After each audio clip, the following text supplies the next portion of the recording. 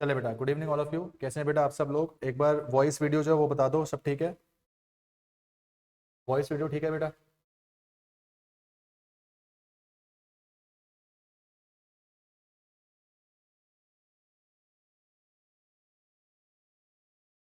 चलें, voice video ठीक है बेटा? चलिए।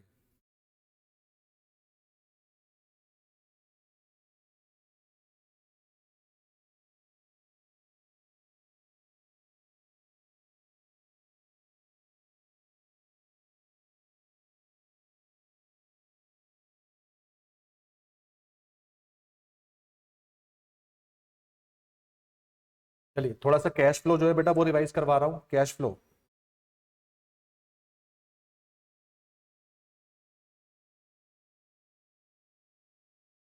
कैश फ्लो थोड़ा सा रिवाइज कर रहे हैं।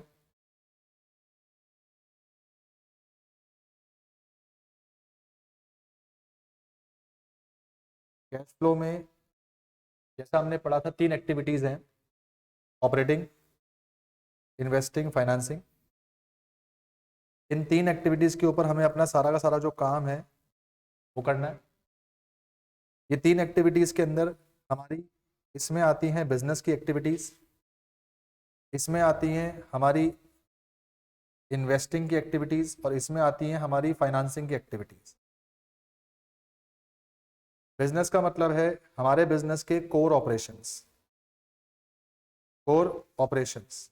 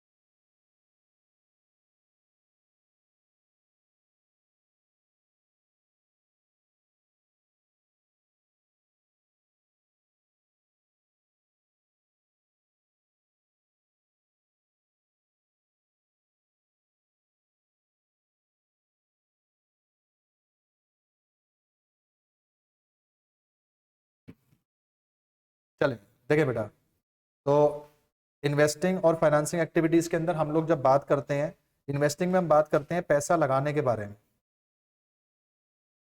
और फाइनेंसिंग में हम बात करते हैं पैसा उठाने के बारे में। फाइनेंसिंग में हम बात करते हैं पैसा उठाने के बारे में। जब हम फाइनेंसिंग में बात करते हैं, सिर्फ दो ही चीजों के बारे में बात होती है: एक शेयर डिबेंचर, एक लोन। अगर शेयर डिबेंचर से पैसा उठाया तो पैसा आएगा, प्लस करेंगे। शेयर डिबेंचर का पैसा रिडीम कर दिया, पैसा जाएगा, माइनस कर देंगे। सिमिलरली आपने लोन रेज करा, रेज करने का मतलब है पैसा उठाया, प्लस कर देंगे। लोन की रीपेमेंट कर दी, पैसा रीपे करा, माइनस कर देंगे।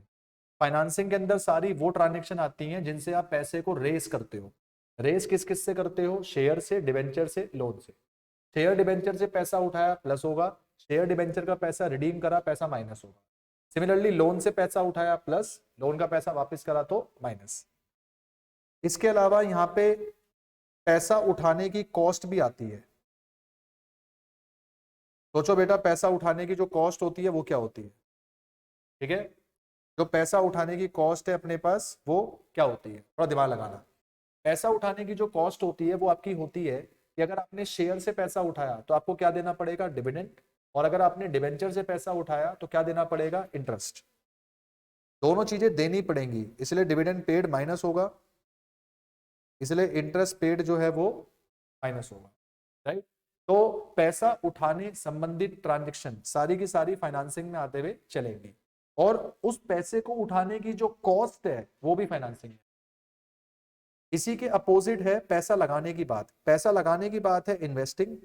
इन्वेस्टिंग में हम पैसा कहाँ लगाते हैं, या तो हम लगाते हैं अपने फिक्स एसेट्स में, या फिर हम पैसा लगाते हैं अपनी इन्वेस्टमेंट्स में। ध्यान रहे, I am investing my funds, I am deploying my funds. मेरे को अपने पैसे जो है इन्वेस्ट करने हैं, ठीक है। अगर मान लीजिए मैंने पैसा फिक्स एसेट को खरीदने में, इन्वेस्टमेंट को खरीदने में लगाया, तो पैसा जाएगा माइनस। अगर मैंने पैसा फिक्स एसेट को बेचने में या फिर इन्वेस्टमेंट को बेचने में लगाया, तो पैसा आएगा प्लस। इसके अलावा यहां पे आएंगी हमारे पास इन्वेस्टमेंट इनकम्स। जिस प्रकार फाइनेंसिंग में आता था पैसा उठाना और उसकी कॉस्ट, उसी तरह इन्वेस्टिंग में आएगा पैसा लगाना और उसकी incomes, investment incomes. Investment income आपकी तीन प्रकार की होती है बेटा। एक होती है रेंट रिसीव्ड, एक होती है डिविडेंड रिसीव्ड, और एक होती है इंटरेस्ट रिसीव्ड। रेंट से पैसा आप कब कमाओगे, जब आपने प्रॉपर्टी में पैसा लगाया। डिविडेंड से पैसा आप कब कमाओगे, जब आपने शेयर में पैसा लगाया। इंटरेस्ट से पैसा आप कब कमाओगे, जब आपने किसी डिबेंचर में, लोन में पैसा लगाया, एफडी में पैसा लगाया, ठीक है। उसी तरह रेंट में आप पैसा कमाओगे प्रॉपर्टी में, और डिविडेंड से आप पैसा कमाओगे अपने पास शेयर्स में। तो ये आपकी इन्वेस्टिंग एक्टिविटी है, ये आपकी फाइनेंसिंग है। रही बात आपकी ऑपरेटिंग एक्टिविटी, ऑपरेटिंग में सारी बिजनेस की एक्टिविटी आती है। बिजनेस जैसे कैश सेल्स, पैसा आएगा। जैसे cash collected from debtors, debtor से पैसा कलेक्ट करा, पैसा आएगा। जैसे अपने पास जो है कमीशन रिसीव्ड, जैसे अपने पास रेंट पेड, जैसे सैलरी पेड, जैसे टैक्स पेड। दे दिया बेटा, थैंक यू बेटा। टैक्स पेड, तो ये सब एक्टिविटीज आपकी बिजनेस की, ये सब आपकी बिजनेस ट्रांजेक्शन्स के अंदर आएगा। तो कैश फ्लो बनाते वक्त आपने सबसे ज्यादा फोकस इस बात पे करना है कि OIF के अंदर क्या ट्रांजेक्शन आती है, ये आपको पता हो। भाई जब तक ये नहीं पता होगा तो फिर कैश फ्लो आप बनाओगे कैसे। तो ऑपरेटिंग, इन्वेस्टिंग, फाइनेंसिंग के बारे में डीप नॉलेज आपको पता होनी चाहिए। इनके अलावा कुछ ट्रांजेक्शन ऐसी हैं जो कि नो फ्लो होती है। देयर आर सर्टेन ट्रांजेक्शंस जिनमें कोई फ्लो ही नहीं होता। ऐसी ट्रांजेक्शन जिनमें ना तो पैसा आता है, जिनमें ना तो पैसा जाता है। एग्जाम्पल, जैसे मैंने आपको बोला बोनस इशू। बेटा बोनस इशू का मतलब है हमने फ्री में शेयर इशू कर दिए। जब बेटा हम फ्री में शेयर इशू करते हैं तो इसका मतलब होता है कि कोई पैसा आ नहीं रहा, कोई पैसा जा नहीं रहा। Second, conversion of debt into equity. आपने अपने डेट को कन्वर्ट कर दिया अपनी इक्विटी में, आपने डिबेंचर को कन्वर्ट कर दिया इक्विटी में। जब डिबेंचर का पैसा देने की बारी आई तो आपने डिबेंचर को पैसा नहीं दिया, आपने डिबेंचर को शेयर्स दे दिए, तो उसको बोलते हैं डेट को कन्वर्ट कर दिया इनटू इक्विटी। इसके अलावा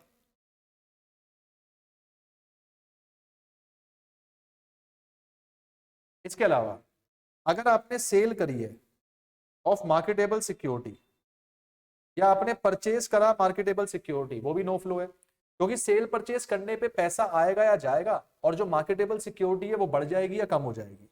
अगर ऐसा भी कभी कोई केस होता है तो उसमें आपका नो फ्लो होता है, क्योंकि एक मार्केटेबल सिक्योरिटी बढ़ जाएगी, एक आपके पास जो कैश अपने पास है वो कम हो जाएगा।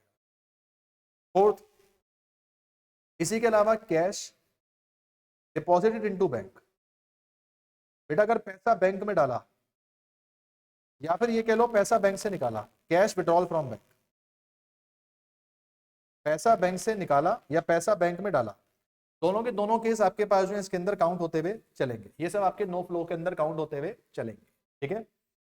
इसके अलावा हमने इस चैप्टर में, ध्यान दीजिएगा, हमने इस चैप्टर में ये पढ़ा कि फाइनेंसिंग में तो बस इतना ही आता है, इन्वेस्टिंग में तो इतना ही आता है, पर ऑपरेटिंग का एक अलग से फॉर्मेट है। याद करो मैंने ऑपरेटिंग का फॉर्मेट सिखाया था।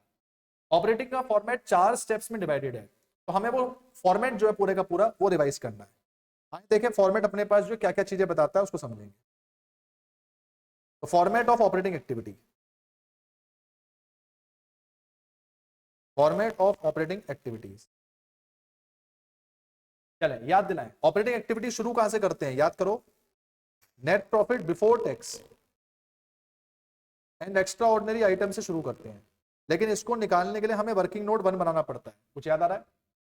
नेट प्रॉफिट बिफोर टैक्स हमें लेना होता है, यहां से हम शुरू करते हैं और हमें ये वर्किंग नोट 1 से निकालना होता है। तो वर्किंग नोट 1 को मैं यहाँ साइड में बनाता हूँ। क्या क्या चीजें वर्किंग नोट 1 में आती है? सबसे पहले हम लेंगे नेट प्रॉफिट आफ्टर टैक्स। इसमें ऐड करने हैं 4 आइटम्स। 4 आइटम कौन कौन से? Transfer to reserve, provision for tax current year का, थर्ड प्रपोज डिविडेंड। जल्दी से बताओ, प्रपोज डिविडेंड प्रीवियस ईयर का ऐड करते हैं करंट ईयर का? जल्दी से बताओ, प्रपोज डिविडेंड प्रीवियस ईयर का करंट ईयर का? जल्दी से बताएं। Previous year, good. Plus interim dividend. एक चीज माइनस करते हैं, याद करो क्या चीज माइनस करते हैं? इनकम टैक्स रिफंड, ये माइनस होता है। और लास्ट में प्लस माइनस करते हैं एक्स्ट्रा ऑर्डिनरी आइटम, तो निकल के आता है नेट प्रॉफिट बिफोर टैक्स। कोई बच्चा एक्स्ट्रा ऑर्डिनरी आइटम का कोई एग्जांपल बता सकता है? कोई बच्चा एक्स्ट्रा ऑर्डिनरी आइटम का कोई एग्जांपल बता सकता है? कोई भी एग्जांपल एक्स्ट्रा ऑर्डिनरी आइटम का, जल्दी बोलो।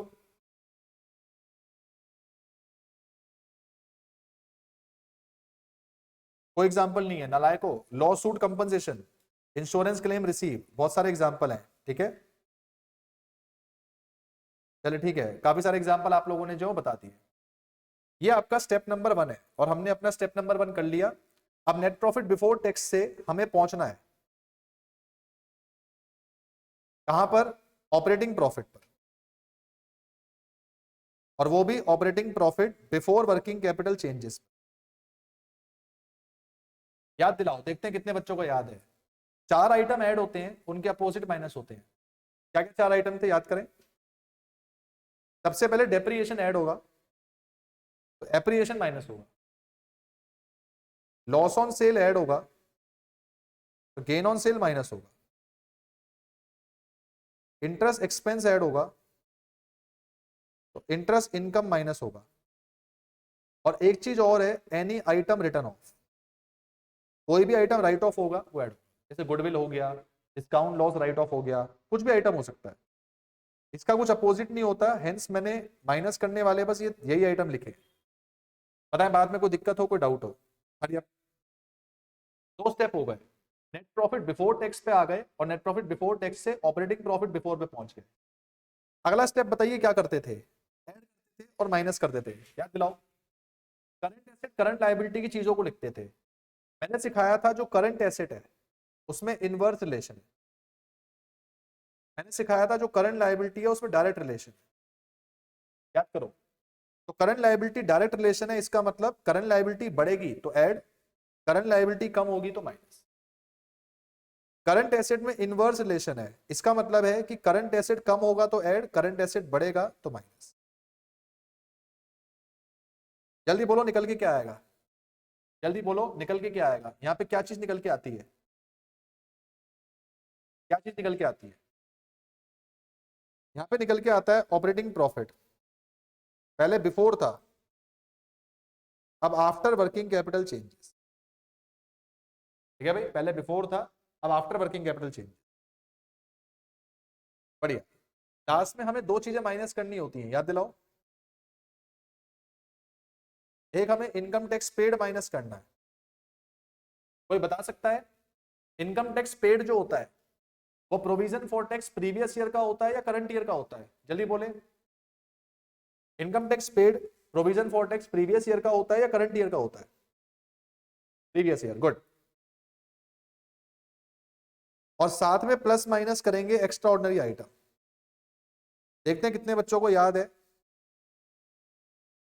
क्या यहाँ पे जब एक्स्ट्रा ऑर्डिनरी आइटम आएंगे तो इनफ्लो आउटफ्लो के बेसिस पे आएंगे या नेट प्रॉफिट पे इंपैक्ट के बेसिस पे आएंगे? बोले।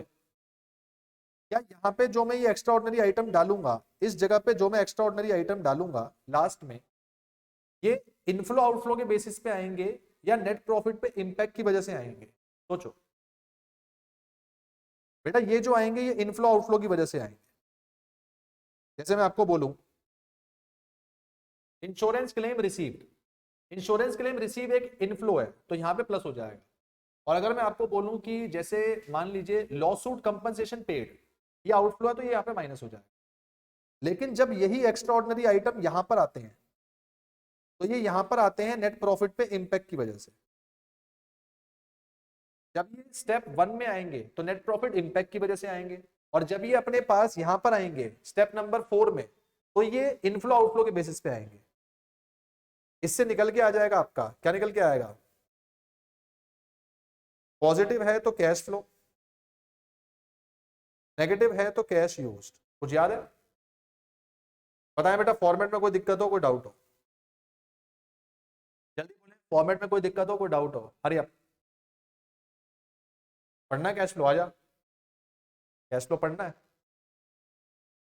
चल लेक्चर देख लियो, मैंने रिकॉर्ड कर दिया है। अंश तू भी लेक्चर देख लियो, रिकॉर्ड कर दिया मैंने, ठीक है, रिवीजन हो जाएगी, 1 गो रिवीजन। चलिए मुझे बताओ, मैंने आपको कुछ एडजस्टमेंट्स भी करवाई थी। एडजस्टमेंट्स एडजस्टमेंट्स करवाई थी, क्या क्या एडजस्टमेंट करवाई थी? सबसे पहला इंटरेस्ट पेड, कैसे याद रखेंगे? इंटरेस्ट पेड फाइनेंसिंग में माइनस होता है, क्यों? क्योंकि इंटरेस्ट किस पे पे करते हैं? लोन पे। भाई लोन लिया, फाइनेंसिंग एक्टिविटी है, तो जो इसका इंटरेस्ट देंगे वो भी फाइनेंसिंग है। और दूसरा जाएगा ऑपरेटिंग में, ध्यान देना कैसे। ऑपरेटिंग में ये सोच के डालो कि नेट प्रॉफिट पे प्रभाव क्या पड़ेगा। बेटा इंटरेस्ट पे करने से नेट प्रॉफिट कम हो गया था, तो अब मैं अपने नेट प्रॉफिट को बढ़ा दूंगा। बात समझ में आती है? जल्दी बोले। चलिए अब मुझे ये बताओ, अगला आप बताओगे। मैंने कहा डिविडेंड रिसीव्ड, थोड़ी कॉमन सेंस लगाओ, जैसे मैंने ऊपर वाला करा वैसे कॉमन सेंस लगाओ।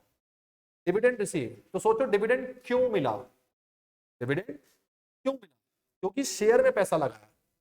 शेयर में पैसा लगाना इन्वेस्टिंग है, तो डिविडेंड मिलना भी क्या होगा? इन्वेस्टिंग। दूसरा इंपैक्ट होगा ऑपरेटिंग में, सोचो कैसे। ऑपरेटिंग में अगर डिविडेंड मिलेगा तो नेट प्रॉफिट बढ़ जाएगा, अब नेट प्रॉफिट को कम कर देंगे। बोले भाई समझ में आ रहा नहीं आ रहा? जल्दी बोले, बताएं बेटा। तीसरी एडजस्टमेंट अगेन आप बताओगे, मैं नहीं बताने वाला। डिविडेंड पेड, डिविडेंड पेड क्या करना चाहिए? लगाओ, सोचो डिविडेंड क्यों पे करा, सोचो डिविडेंड क्यों पे करा। डिविडेंड इसलिए पे करा क्योंकि शेयर से पैसा उठाया। शेयर से पैसा उठाना फाइनेंसिंग, तो डिविडेंड पे करना भी financing.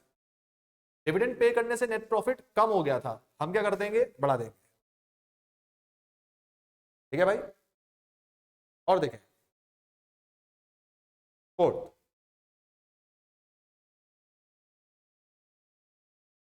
Tax paid. Tax paid दो जगह आता है, ऑपरेटिंग में माइनस भी होता है लास्ट में, ऑपरेटिंग में प्लस भी होता है बिगिनिंग में। माइनस क्यों होता है? क्योंकि आउटफ्लो है। प्लस क्यों होता है? क्योंकि नेट प्रॉफिट कम हो गया था, देयरफॉर हम बढ़ाएंगे। बोले ठीक है, जल्दी बताएं, जल्दी बताएं, कोई दिक्कत, कोई डाउट? अच्छा मुझे ये बताओ, देखते हैं कितने बच्चों को ये बात पता है।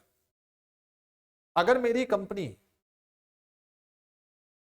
एक फाइनेंशियल कंपनी है, मेरी कंपनी का कारोबार लोन में डील करने का है, मेरी कंपनी का कारोबार इन्वेस्टमेंट में डील करने का है, मेरी कंपनी लोन में इन्वेस्टमेंट में डील करती है, तो हमें क्या करना चाहिए? मुझे बताओ। अगर मैंने इंटरेस्ट पे करा तो बेटा इंटरेस्ट पे करने से ये बात तो साफ है कि ऑपरेटिंग में अपने पास प्लस होगा, क्योंकि नेट प्रॉफिट कम हो गया था, हम बढ़ा देंगे।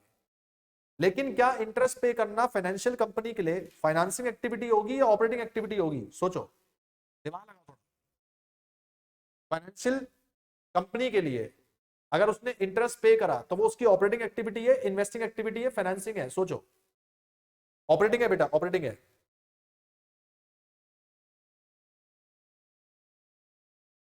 वॉइस में दिक्कत हो रही है, एक सेकेंड बेटा, वॉइस तो बिल्कुल सही आनी चाहिए, वॉइस में क्या दिक्कत हो रही है? हाँ भाई, वॉइस में कोई इशू आ रहा है क्या बेटा? सिंपल नालायक। हाँ जी, तो ये फाइनेंसिंग की जगह पे हम ले लेंगे ऑपरेटिंग। ठीक है, अगला बताओ। डिविडेंड रिसीव्ड है, डिविडेंड रिसीव्ड। अगर आप एक फाइनेंसिंग कंपनी हो, आपका काम ही पैसा लगाना है, तो जो डिविडेंड आपको मिल रहा है वो इन्वेस्टिंग एक्टिविटी होगा, ऑपरेटिंग एक्टिविटी होगा? सोचो।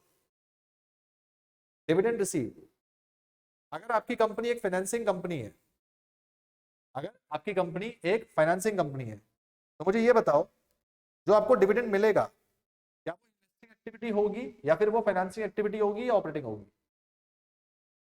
भाई ऑपरेटिंग होगी, क्योंकि धंधे की इनकम मिल रही है। डिविडेंड पे करा, डिविडेंड कैसी मर्जी कंपनी पे करे, हमेशा फाइनेंसिंग होता है। ये मैंने लिखवा भी रखा है आपको नोट्स में। डिविडेंड जब भी पे करे, चाहे फाइनेंसिंग कंपनी हो चाहे नॉन फाइनेंसिंग कंपनी हो, हमेशा ऑलवेज फाइनेंसिंग एक्टिविटी होता है। बाकी टैक्स के रिगार्ड्स में मैंने आपको कई सारे पॉइंट लिखवाए हैं, आओ जरा टैक्स का पॉइंट समझें। ये किसी को नोट करना है तो नोट कर लो, नहीं तो बाकी बच्चे अपने पास टैक्स वाली एडजस्टमेंट्स देखें।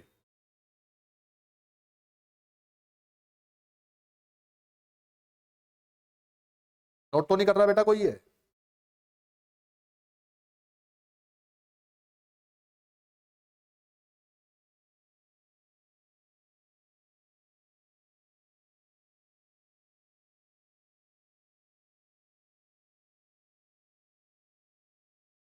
जल्दी करो।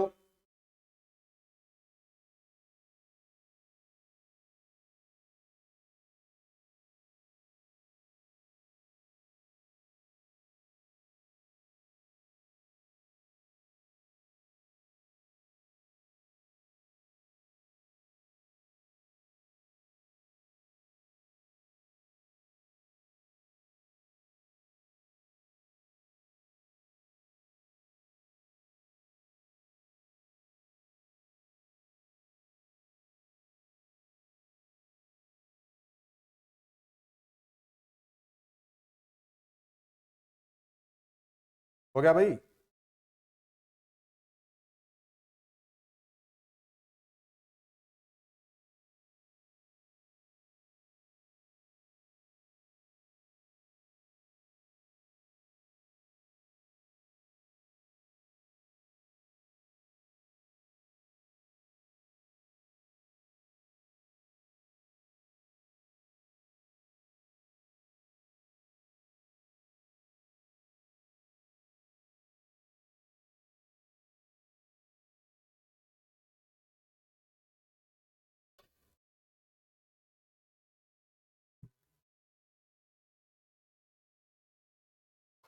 चलें।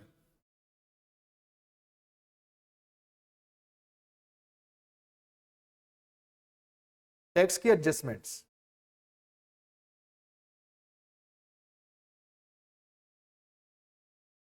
जो टैक्स की एडजस्टमेंट्स है वो कैसे करनी है, ठीक है? तो case one,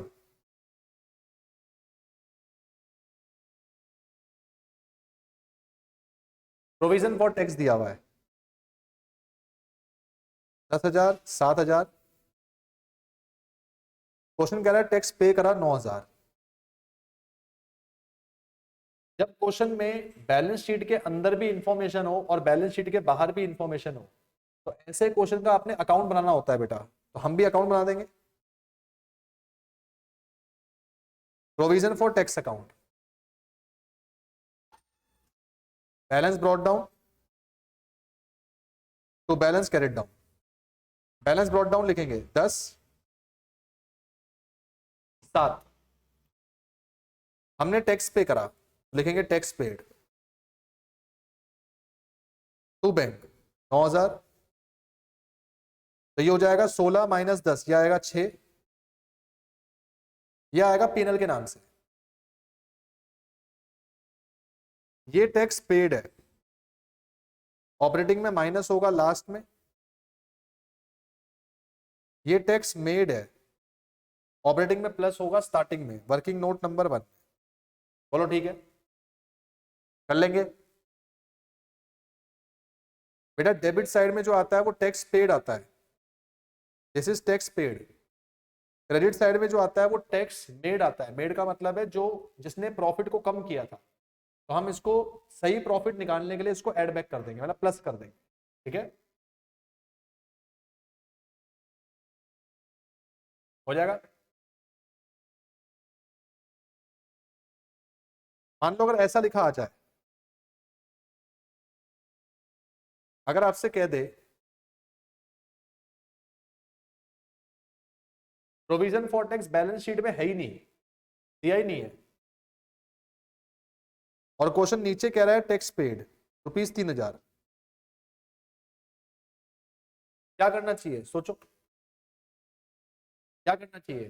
provision for tax है ही नहीं, कह रहा है टैक्स पेड हो गया, टैक्स पेड हो गया, अपने पास 3000, तो कैसे सॉल्व करें सोचो।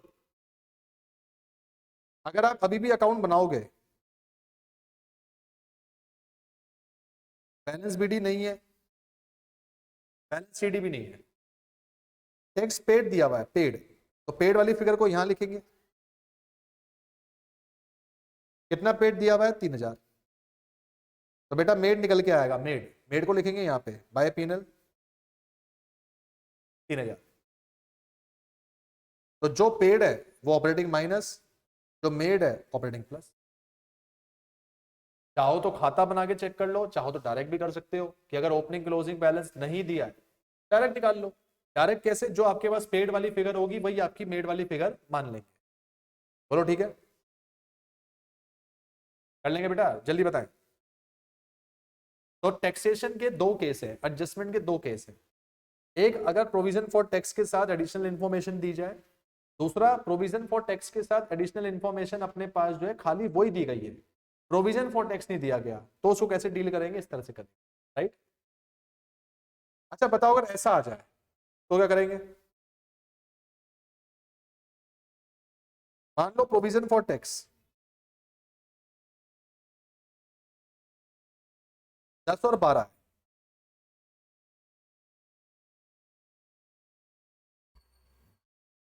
एडिशनल इंफॉर्मेशन निल है, प्रोविजन फॉर टैक्स तो दे दिया आपके पास 10 और 12 है, लेकिन जो एडिशनल इंफॉर्मेशन है निल है। अब क्या करेंगे सोचो, लगाओ दिमाग, क्या करना चाहिए? बोले बेटा बोले, क्या करना चाहिए? दिमाग लगाओ।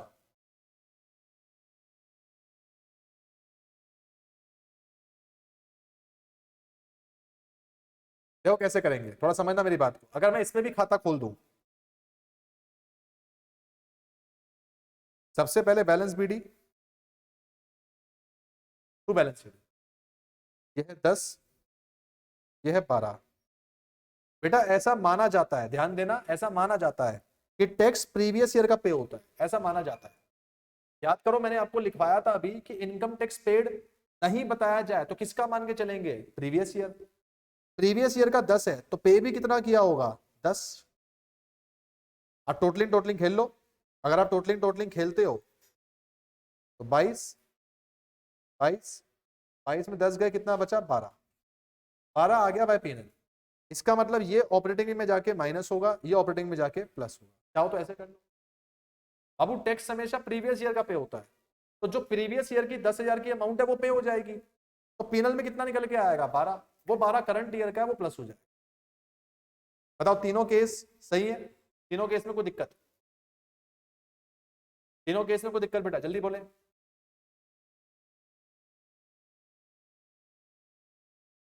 तीनों केस में कोई दिक्कत? इनको नोट करना है या स्क्रीनशॉट लेना है ले लें, मैं यहां से ऊपर थोड़ा स्क्रॉल कर रहा हूं। ये पहला केस है, कर लें।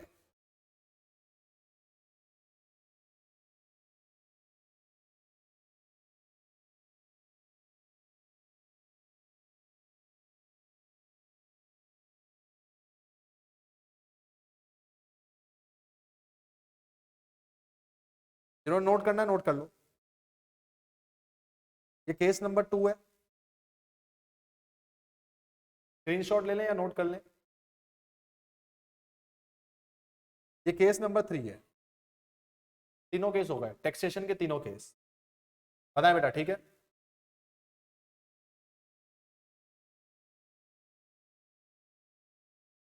हो जाएगा। और देखें, adjustment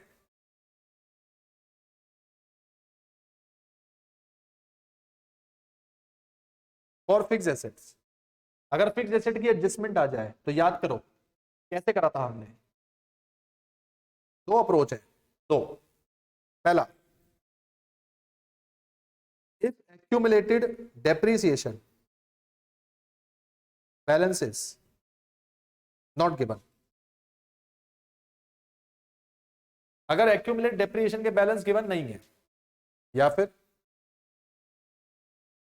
if accumulated depreciation balances are given। अगर एक्यूमुलेटेड डेप्रिसिएशन के बैलेंस गिवन नहीं है या फिर एक्यूमुलेटेड बैलेंस जो अपने पास है गिवन है, तो क्या करना है? जब गिवन नहीं होते, only fixed asset account is prepared.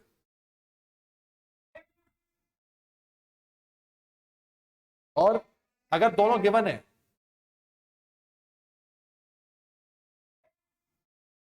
तो खाली फिक्स्ड एसेट अकाउंट नहीं बनेगा, प्लस एक्यूमुलेटेड डेप्रिसिएशन अकाउंट भी बनेगा, दोनों बनेंगे। तो इसका मतलब है कि अगर आपके पास एक्यूमुलेट डेप्रिसिएशन के बैलेंस गिवन नहीं है तो आप खाली फिक्स्ड एसेट का अकाउंट बनाओगे, और अगर एक्यूमुलेट डेप्रिसिएशन के साथ फिक्स्ड एसेट भी गिवन है, मतलब दोनों गिवन है, तो फिर आपको दोनों अकाउंट बना के चलने पड़ेंगे। ध्यान रहे मैं बैलेंसेस बोल रहा हूं, मैं बैलेंसेस बोल रहा हूं। अगर एक्यूमुलेट डेप्रिसिएशन के बैलेंसेस गिवन नहीं है तो एक ही अकाउंट बनाओ। एक्यूमुलेट डेप्रिसिएशन के बैलेंस गिवन है तो दोनों अकाउंट बनेंगे, फिक्स्ड एसेट भी बनेगा, एक्यूमुलेट डेप्रिसिएशन भी बनेगा। एग्जांपल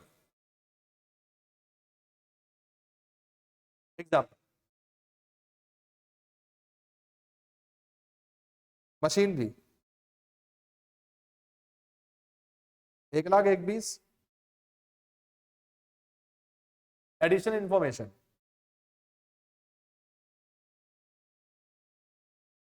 a machinery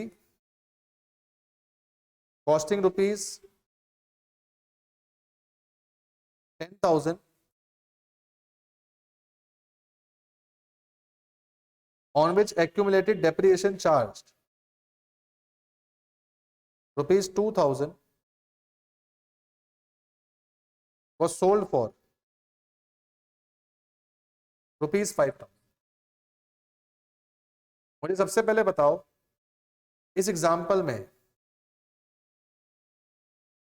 एक अकाउंट बनेगा, दो अकाउंट बनेंगे? बोले इस एग्जाम्पल में एक अकाउंट बनेगा या दो अकाउंट बनेंगे? क्या लगता है? इस एग्जाम्पल में एक अकाउंट या दो अकाउंट? एक। बनाइए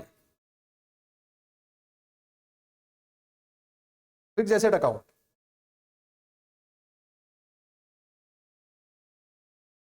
सबसे पहले जाता है ओपनिंग बैलेंस, क्लोजिंग बैलेंस। बनाओ। ओपनिंग बैलेंस 1,20,000,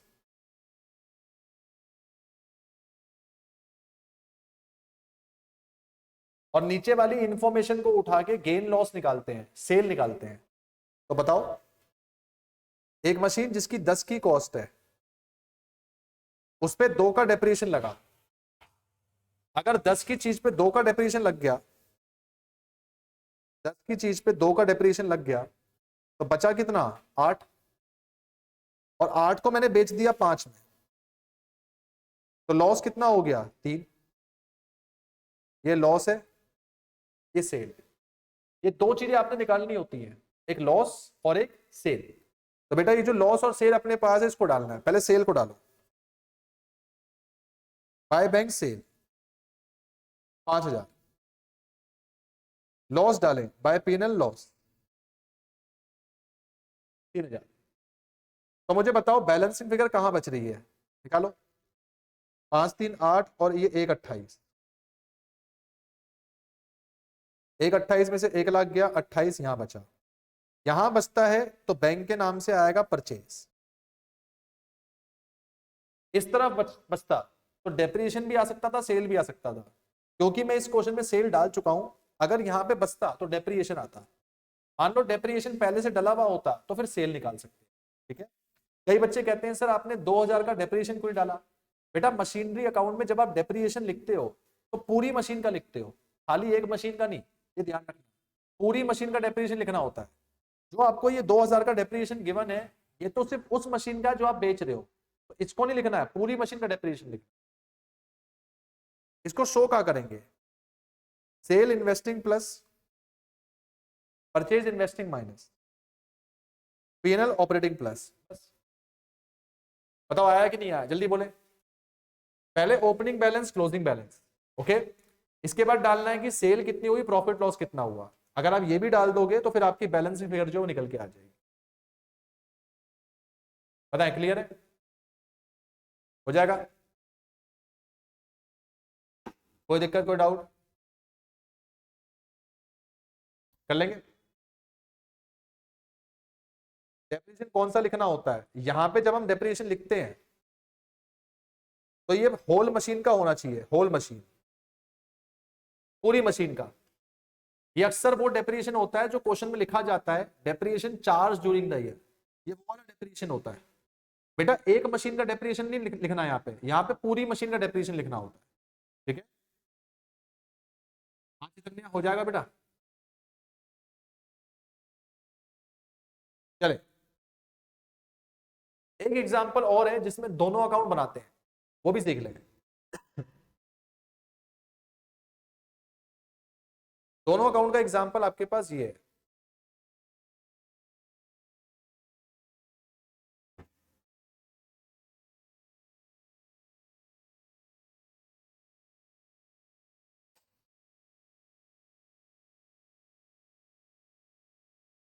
मशीन का बैलेंस है 1,00,000 और 1,10,000।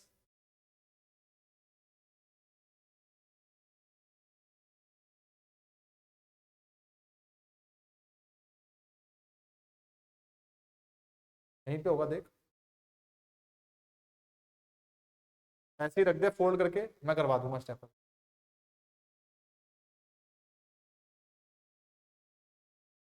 ये आपके पास इंफॉर्मेशन दे रखी है, ओके बेटा।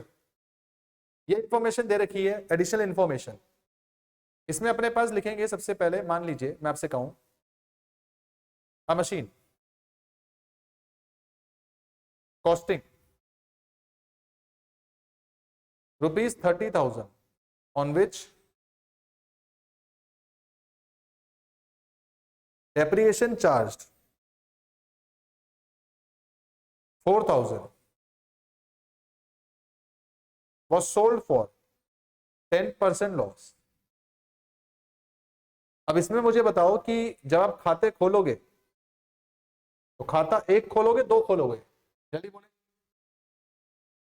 जब आप इसमें अकाउंट बनाओगे तो अकाउंट एक बनाओगे, दो बनाओगे?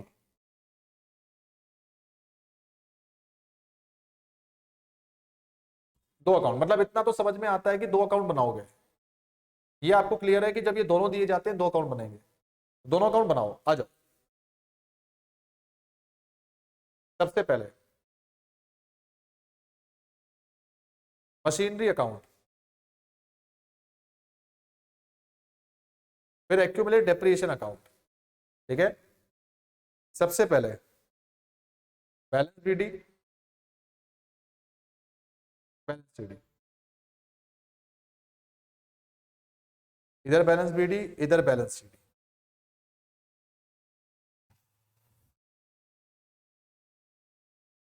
सबसे पहले ओपनिंग क्लोजिंग बैलेंस जो है वो डालने हैं, डालो। 1,00,000 और 110, डेप्रिसिएशन का 10 और 30 लिखो। तो स्टेप नंबर 1 हो गया opening closing balances. Step number 2 sale profit loss, ये डालना है, डालो। सेल प्रॉफिट लॉस निकालो, सेल प्रॉफिट लॉस 30 की चीज है, डेप्रिसिएशन 4 लगा, बची कितनी 26, और कह रहा है 26 को 10% लॉस पे बेच दिया। यार सब बच्चे मुझे बताओ ये 10% मैं किस पे निकालूं, 26 पे निकालूं या 30 पे निकालूं? ये 10% किस पे निकालेंगे, 26 पे या 30 पे? किस पे निकालेंगे, 26 पे। ये 10% लॉस आपका 26 पे आएगा, कॉस्ट पे नहीं निकलता, बुक वैल्यू पे निकलता है। ये सही है, ये गलत है? तो 10% लॉस हो गया 2600, बेचा कितने में होगा 23,400। ये सेल आ गई, ये लॉस आ गया। सेल और लॉस को डालें, मशीनरी अकाउंट में डालें। By bank sale 23,400 by PNL loss, loss कितना अपने पास हो गया यहाँ पे 26। बोले बेटा ठीक है, ठीक है भाई जल्दी बताएं।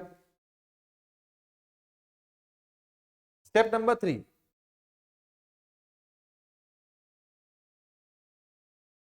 Contra entry.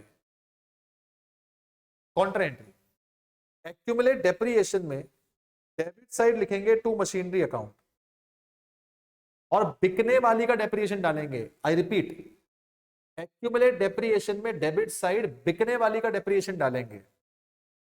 बिकने वाली का डेप्रिएशन कितना है 4, इसी की कॉन्ट्रा एंट्री यहां डालेंगे बाय एक्यूमुलेट डेप्रिएशन 4। ठीक है भाई, ओके, तो 4,000 यहां 4,000 यहां हो जाएगा। तो कॉन्ट्रा एंट्री किस चीज की होती है, ये डेप्रिएशन ऑफ सोल्ड पार्ट की होती है। बस बैलेंस फिगर निकाल लो, बैलेंस फिगर आ रहा है, ये हो गया 140, 140 में से 1,00,000 गया 40, तो बैंक के नाम से बचेगा परचेज। तो यहां निकालो, ये हो रहा है 34, ये भी 34, 34 में 10 गया, ये बचा 24 बाय पीएनएल, ये आ गया डेप्रिएशन। कौन सी चीज कहां जाएगी लिखो, सेल इन्वेस्टिंग में प्लस, लॉस ऑपरेटिंग में प्लस, डेप्रिएशन ऑपरेटिंग में प्लस, परचेज इन्वेस्टिंग में माइनस। बोले बेटा ठीक है, कर लेंगे, जल्दी बताएं, कर लेंगे। बोले बेटा हरी आप। तो ये मैंने ऊपर ऊपर से आपको कैश फ्लो का एक इंट्रोडक्शन दे दिया है, जिसमें आपके फॉर्मेट हो गए, कौन सी जगह क्या चीज आती है, एडजस्टमेंट्स हो गई है। ठीक है, जब भी कभी आप कैश फ्लो को रिवाइज कर रहे हो तो ये वाला लेक्चर एक बार क्विक फास्ट फॉरवर्ड करके देख लेना, ताकि आपको एडजस्टमेंट एक बार रिवाइज हो जाए, फिर आप अपने क्वेश्चन जो करना शुरू कर सकते हो, थोड़ी हेल्प मिलेगी आपको इससे। ठीक है भाई, हो जाएगा। अच्छा, एक चीज मैं और बता दूं, थोड़ा ध्यान दे, लास्ट चीज मुझे बताओ, ये है आपका 1 अप्रैल, ये है 31 मार्च 15, ध्यान देना, ये है 1 जून 14, यहाँ पे 1,00,000 के 10% डिवेंचर है, यहाँ पे 3,00,000 के 10% डिवेंचर है, और यहाँ पे हमने इशू करा है, इशू 10% डिवेंचर 2,00,000। इस एंट्री को आप कैसे सॉल्व करोगे, सबसे पहला 1,00,000 का डिवेंचर 3,00,000 का हो गया, तो डिवेंचर इशू हो रहा है, जो क्वेश्चन खुद भी बता रहा है कि 2,00,000 का इशू हो रहा है। ये जो 2,00,000 का इशू हो रहा है, इसका क्या करना चाहिए, जल्दी बोलो। ये जो 2,00,000 का इशू हो रहा है, इसका क्या करना चाहिए बेटा, जल्दी बोले हरिया। जो ये 2,00,000 का इशू हो रहा है, इसका क्या करना चाहिए, अरे नलायक को बोलो, 2,00,000 के डिवेंचर इशू करे, क्यों करे, पैसा उठाने के लिए, फाइनेंसिंग प्लस 2,00,000। ठीक है भाई, अब मुझे बताओ बहुत ध्यान से सोच के, इंटरेस्ट कितने पे लगेगा, क्या इंटरेस्ट 1,00,000 पे लगेगा, क्या इंटरेस्ट 2,00,000 पे लगेगा, क्या इंटरेस्ट 3,00,000 पे लगेगा, क्या करना चाहिए, क्या इंटरेस्ट 1,00,000 पे, 2,00,000 पे, 3,00,000 पे लगेगा, या टुकड़ों में लगेगा। बोले भाई 1,00,000, 2,00,000, 3,00,000 पे या टुकड़ों में, किस पे लगेगा इंटरेस्ट, किस पे लगेगा, ध्यान दे, टुकड़ों में इंटरेस्ट लगाना है, थोड़ा समझना। पहले बेटा इतने पीरियड का इंटरेस्ट निकालो, बोलो ये कितने महीने बन रहे हैं, जल्दी बोलो, कितने महीने बन रहे हैं, 1 अप्रैल से 1 जून, कितने महीने हैं, बोलो नालायको, 1 महीने से 1 अप्रैल से 1 जून, तो 2 महीने बन गए। पहले 2 महीने का इंटरेस्ट निकालो 1,00,000 पे, 1,00,000 पे 10% 2 महीने के लिए, या इसको 12% कर लो, 12%, ताकि राउंड ऑफ आ जाए, इसको 12% कर लो।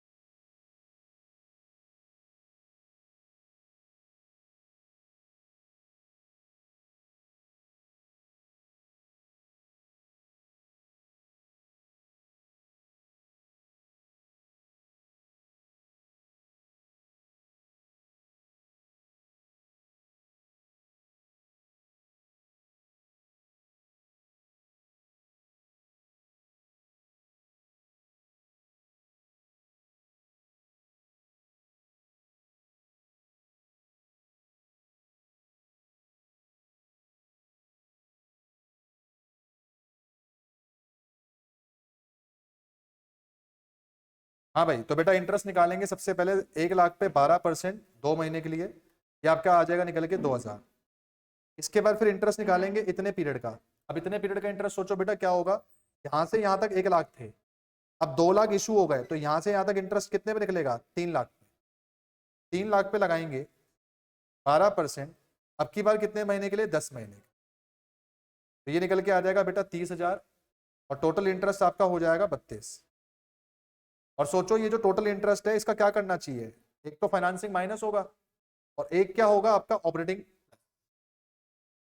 ठीक है भाई, कर लेंगे। तो इंटरेस्ट कभी भी अगर साल के बीच की कोई डेट दे दी जाए बेटा, तो आप हमेशा ये चीज मान के चलिएगा कि अगर साल के बीच की डेट है तो दिमाग आगे सोचना पड़ेगा कितना समय के लिए क्या यूज हुआ है। अगर पहले समय के लिए इतना यूज हुआ तो बाद के लिए कितना यूज हुआ, दोनों का इंटरेस्ट निकाल के टोटल करेंगे, फिर इंटरेस्ट निकाल के कर लेंगे। जल्दी बताएं, हो जाएगा? चाहो तो अपनी कॉपी में ये लिख लेना, इंटरेस्ट हमेशा लोन अमाउंट यूज्ड पे निकालते हैं। इंटरेस्ट जो निकलता है हमेशा जितनी अमाउंट आपने लोन की यूज करी उस पे निकलेगा, लेकिन जो डिविडेंड होता है, डिविडेंड ये हमेशा प्रीवियस ईयर पे निकलता है। डिविडेंड को हमेशा किस पे निकालते हैं, प्रीवियस ईयर पे। लेकिन जो इंटरेस्ट होता है उसको हमेशा किसके ऊपर निकालते हैं, जो लोन अमाउंट आपने यूज करी है उसके ऊपर निकालेंगे। ठीक है, हो जाएगा? चलिए इसको अपना बेटा अच्छे से रिवाइज कर लो। ये कैश फ्लो का लेक्चर मैं आपके ग्रुप पे भी डाल दूंगा, 1 गो में आप इसको रिवाइज कर सकते हो, एक ही बारी में रिवाइज करके आपका जो है ओवर हो जाएगा, ताकि इसके जो क्वेश्चन है आप इजीली कर सको। ठीक है, नेक्स्ट क्लास में मैं इसके कुछ क्वेश्चंस भी आपको करवाऊंगा, तो इसको आपने अच्छी तरह रिवाइज करना है बेटा। That's all, thank you so much. हाँ चैतन्य भाई, उसका मैं बता दूंगा।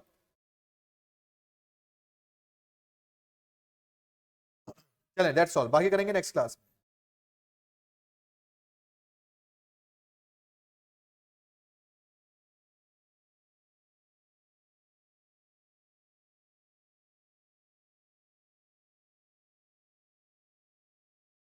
12th वाले बच्चे बेटा जो अपने पास पहले जिनकी क्लास चल रही है वो लेफ्ट कर सकते हैं।